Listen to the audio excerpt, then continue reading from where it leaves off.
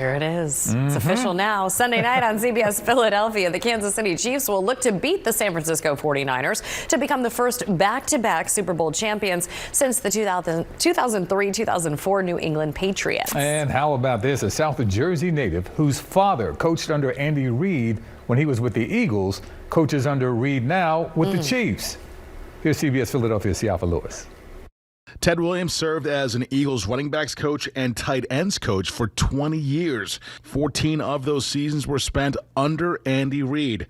On Sunday, Ted's son, Dan Williams, will complete his 5th season under Reid. It'll be his 4th Super Bowl. I think I'm blessed and fortunate to be in this position. To be with a great organization like the Kansas City Chiefs has been a blessing since 2019.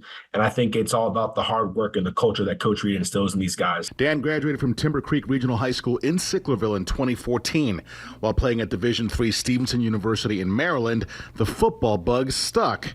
In 2019, his father reached out to some of his former colleagues. It ended up being in April of 2019, the coach called me. He was like, hey, I've got an internship spot. Doesn't pay a lot, but would love to have you just come on out and just work with us. I think we can make this work. And I jumped on board as soon as I possibly could. We didn't want me to go somewhere and it be fully like, oh, this is Ted's son. We want you to go and learn and grow and become Dan Williams, the adult. And I think that I've been able to do that here in Kansas City. This season, Dan has served as assistant quarterbacks coach / offensive quality control. So he works closely with Reid, the NFL's best player, Patrick Mahomes, and its best tight end, Travis Kelce. Talk about from the coaching perspective, Coach Reid and Coach Spags, 2 of the best to ever do it.